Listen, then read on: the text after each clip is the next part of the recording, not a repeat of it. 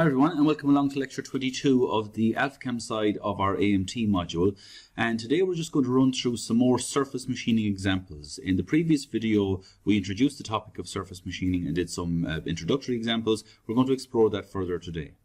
And I'll remind you that we're nearing the end of the module, so I'm not going to ask you to upload anything this week, as I'm sure you have plenty other assignments due.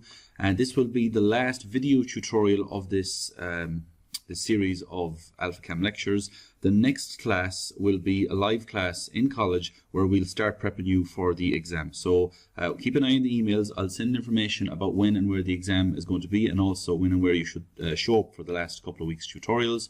But in the meantime, let's move on and do some more surface machining in Alphacam.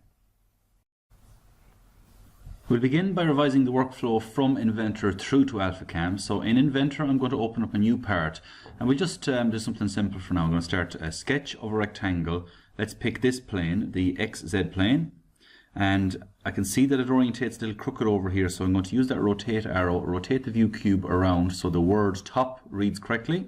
Start at the origin and draw a rectangle, and use the dimension tool to make this, let's just say 300 by 200. By 200, and we'll finish that sketch and extrude that block up to let's say 200 as well. So 3D model, extrude 200, and reset. So that's going to be the block of material we have to work with, and I want to make a groove in the center of this that will allow us to have the top and the bottom of a former for some 3D veneers. So on this surface I want to start a sketch, and you can do that first of all either by going to sketch and click on the surface, or you can simply click the surface and hit this last icon, which is a new sketch. And on that surface, somewhere I suppose towards the top half, I'm going to draw a spline, not a control vertex spline, an interpolation spline, and I'm just going to use 3 points, a nice gentle curve. It's similar to what we did previously, and finish the sketch. Rotating the model around, on the back I'm going to start another sketch, and this time I'll use the same spline, but I'll just do a different shape curve. So it's important that they are two different sketches. Over here I can see sketch 2, sketch 3. Now we'll go to loft, and we'll try and click up the two green curves to loft between them, but you won't be allowed to until you get over and activate a surface model. So click surface, then click the two green curves. Press OK. What you get then is a surface that goes from one side to the other.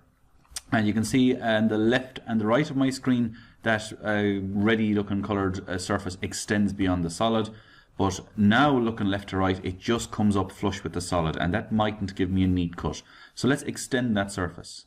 So up here in the surface panel, select extend, and I'm going to click that edge, and mine has defaulted to extending at 22 mm. That's fine, you can make it smaller or bigger if you want, so press OK.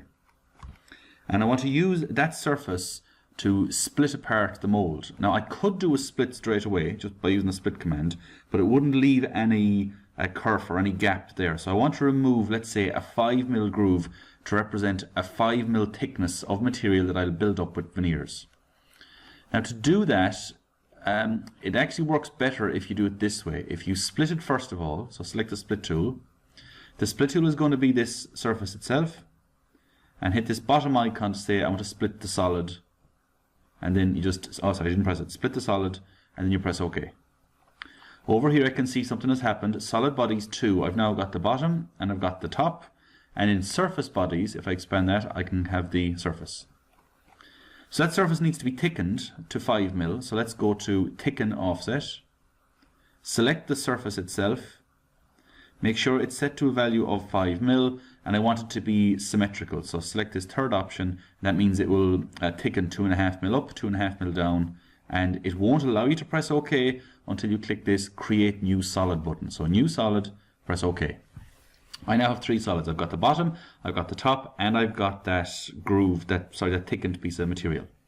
For neatness now I'm going to hide the surface, right click the surface and hit Visibility, and I want to remove that shape from the block to make the mold. So I'll use the combine feature, so hit combine. The base is what's about to be cut, so I'm going to select that top piece for the base first of all, and I want to change it to a cut. I want to remove material, so select cut, and the tool body is going to be this piece in the middle, and I need that tool body again in a second, so I'll take keep tool body and press OK. What it does is it removes that tool body, that sheet from the top, Now over here, solid 4, which is that tool body, I need to make that visible again. Now I need to combine or remove that from the bottom. So combine, the base is going to be this bottom piece, the tool body is going to be this middle piece. I want to do a cut, and I want to keep the tool body and press OK. Now although it keeps the tool body, it always hides it over there. So what I want to do now is just take the two pieces and actually machine them. And to save time, I'm just going to machine the bottom piece first of all. And you can machine the top piece in your own time. So I can see that solid 2 in my case is the one I'm after. Solid 3 is the one I want to get rid of. So if you hide it, it's not good enough. So I'm going to go to delete face, make sure I select this option which allows me to get rid of a whole solid. Then click the solid I want to get rid of and press OK. And I'm going to save that to my desktop. And I've made a deliberate mistake just to show you what happens. Solid 4 is there, but it's hidden. And if I now move over to Alphacam and bring this model in simply by dragging and dropping it into Alphacam, it'll bring the model in, but even though that solid was hidden, it's going to bring it in solid. It doesn't differentiate between hidden or visible in Inventor. So I'll go to File, New, and I'll go back to Inventor. And even though that's hidden, as I said, it's going to be there. So let's make it visible for a second. Now we're going to go to Delete Face, change it to Delete Solid, select that solid and press OK. Now if I save that, and now if I go back and drag and drop that component into Alphacam, just press OK, I can see that it will not bring in the other solid. So if I go and just look straight in at the front for a second, let's give it a second to go around like that. Where is it gone? There it is. Yeah, it's pretty good. Usually what it does is it brings the highest tip of it in at 0. Even though there was more material up here a few minutes ago, it's cut it away and it's positioned it at 0. So if I go to View and XY, just give it a second to do that. Sorry, sometimes that animation is a little slow. There's nothing you can do about it. What we're going to do now is make a block of material. So go to Geometry, Rectangle, and I'm going to start this at 0, 0. Because I started it at the origin in Inventor, which is 0, 0, it'll be at the origin here. So 0, tab 0, enter. And also over here, let's use the same value. So 300, tab 200, enter. If I go to an isometric view, it usually doesn't take as long to do that thing. We can go to 3D Set Materials, click that rectangle, and let's say 0, minus 20. See how that goes. I need to go a little bit more. Let's go to Set Materials again, click the block. Let's go to minus 150. Press OK, and that'll do. What I want to do now is machine out that top, and if you try, you won't be able to machine any of the edges or surfaces of that block. As we know from previously, that has to be learned by Alphacam. Although that surface is represented there, Alphacam at the moment doesn't understand the mathematics of that surface. So let's tell it to learn it. Solid model extract, in this case surfaces from faces. How precise do you want to follow the surface? Well, that's very precise. 0.0001 is more than accurate enough for us. Press OK, click the surface, and then press Finish. And you can see this slight hatching where it's created another surface to mimic the existing surface. Now it's just a matter of going to Machine, select Tool, and we'll rough out as much as possible with the flat 20mm cutter. We'll go to 3D Machining. It's still a 3-axis machine, but we'll go to Z Contour Roughing and press OK. Everything here is pretty good. We'll go to Levels and Cuts, make sure our Safe Rapid is set to 40. The Feed Down Distance, which is a funny name in this instance for the Rapid Down to, so 5mm again. And the maximum depth per cut is about 5mm. That means it's going to rough it out in rough layers of 5mm. So let's press OK, click the surface, and press Finish. And it takes a couple of seconds, but if you run the solid simulation now, press play, I have that really sped up. It'll bulk out with this large 20mm robust cutter the majority of the material. And that's an efficient way of doing business. You want to remove as much material as possible with those big strong cutters. So let's stop that simulation. We'll now go to Machine, select Tool, and we're going to use, let's say, the 10mm ball end cutter. So double click it and click anywhere to accept it. We're going to go back to 3D machining. It's still a 3-axis machine, but this time we're going to use the parameter lines. And if you remember, you can see from the animation there, every one of these surfaces has an almost infinite number of parameter lines going back and forth making up their surfaces. We're going to run the cutter along a number of those. So parameter lines and press OK. Everything should be fine here. The only option you have, if you don't want to go down as far as the surface, if you want to leave a bit of spare material on it, put in stock to be left there. Machining data, everything is okay. You can change the cusp, you can change how narrow those passes go to each other. If you make this value a lot smaller, it's going to take a lot more time to machine it, but it will be smoother. But in this case, 2.5 mil is okay. So press OK. And there's a couple of clicks here you have to get right. The first thing you must do is select the surface. So anywhere at all, click the top surface. Then right click. And now you have 2 clicks to make. So I'm going to click somewhere to the left of the surface and then somewhere to the right of the surface. That shows me that I want the cutter to go back and forth, left and right like that. Finally now, if you press play, and it's really sped up, this could take a good while to actually machine in reality. It's going to use the 20mm cutter to bulk out all that, as it did a minute ago. And then it's going to start going back and forth, following those parameter lines with that ball end cutter. And depending on the material, depending on how precise you need this to be, you can come along and do another pass to try and get rid of some of those ridges. You can see those ridges are 2.5 mil apart because that's the size of the cutter we used for them. And just to show you that, I'm going to put on another operation, this time 3D machining, parameter lines again. Let's just put them, say, 2 mil apart this time, and press OK. Select the surface, right click. This time I'll go from left to right and I'll send them the opposite direction. So when you run the simulation, you should have very small dimples to actually get rid of. Even a fine bit of sandpaper should get rid of those in reality. So if you just let it play there, you can see the first operation roughed it out. Second operation is going to go from left to right in this case, and the final operation is going to go from front to back, and there'll be very little left to be removed by hand. There you go. So all you see are those tiny little dimples rather than the ridges to be removed.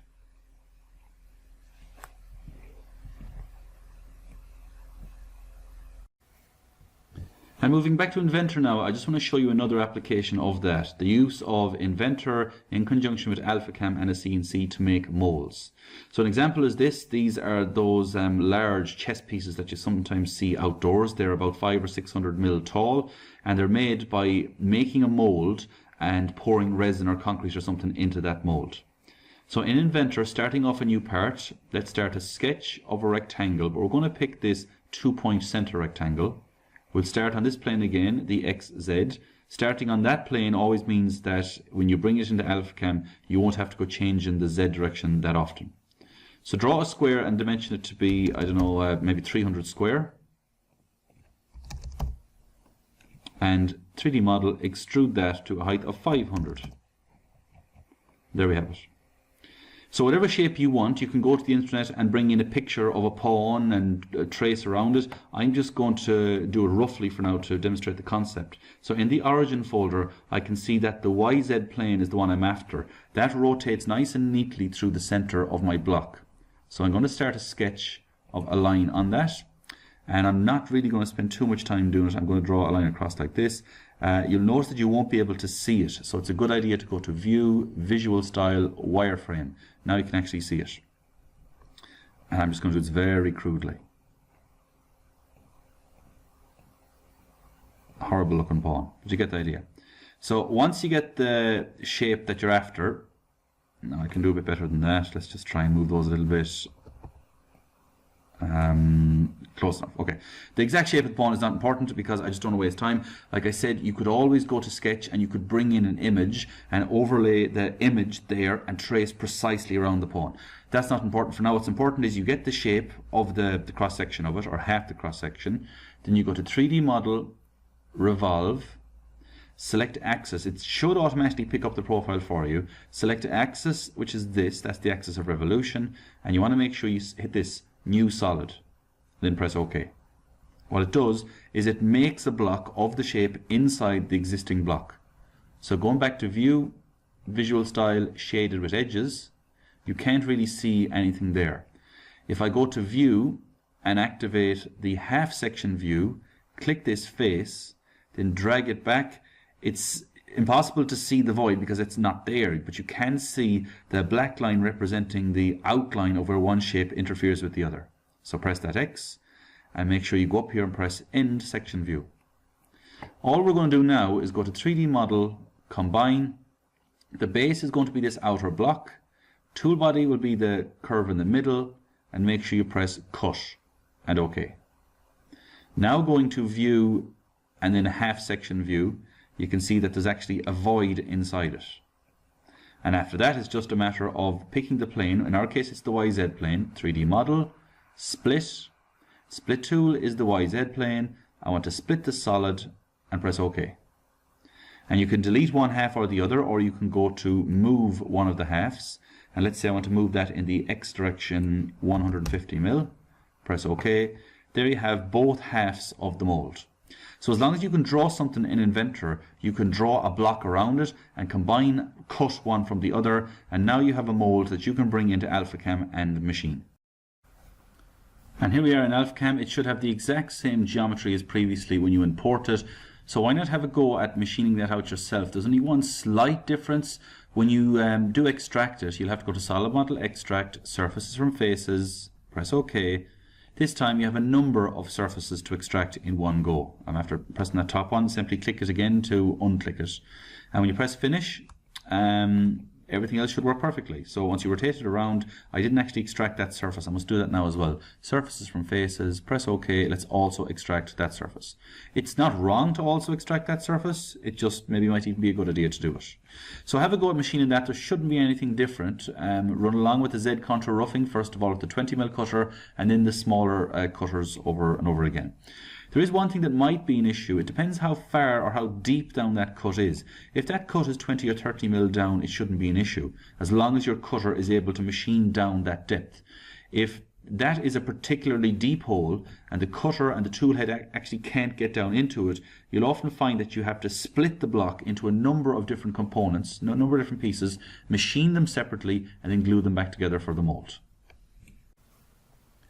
Now the follow-on module next year picks up there. It deals with an awful lot of surface and solid and advanced machining within Alphacam. So let's refocus for this module. We're pretty much at the end of our new material. So we have a couple of weeks left in the module, which will involve an in-class tutorial as well as the exam that we're also going to hold in class. And keep an eye on your emails and I'll confirm details of those soon. So a quick run through of the topics we actually covered all year, and all of these will be fair game for the exam. So we started off with an introduction to Alphacam, what Alphacam is and its capabilities.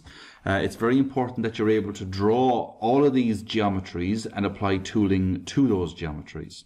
So we moved on then to lecture 2. We were talking about geometry creation for a couple of weeks. We started off with the simple basic geometries, lines, curves and arcs in week number 2 that was. And then we went on to the more advanced creation of geometry using very specific measurements, also using the editing commands then, such as offset and fillet and trim.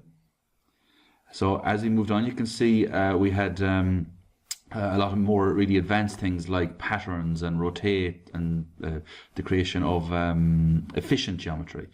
Then we moved on to special geometries. This is a step above advanced geometry. Special geometries are things like splines and involutes and bolt hole circles and polygons and things like that. It's very important that you're able to draw all of those things.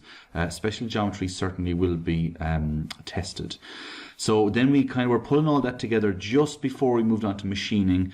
We did a good few weeks on just the creation of advanced geometries, and then we moved on to applying toolpaths to any of those geometries. So it's important that you're able to apply very simple toolpaths to any geometry and make sure you know what the settings do, like the number of cuts, stock to leave, how to select a tool, how to change the lead in and lead out, how to change the ghost tools, tool directions, all of those things. So that took us a couple of weeks, and we eventually moved on to away from just the basic application of toolpaths and machining and moved on to a little project. So this is a very good project to actually practice. If you're able to draw all the geometry required to process this tool, if you're able to apply all of the tooling to process it, you're a good way towards getting a good mark in the assessment.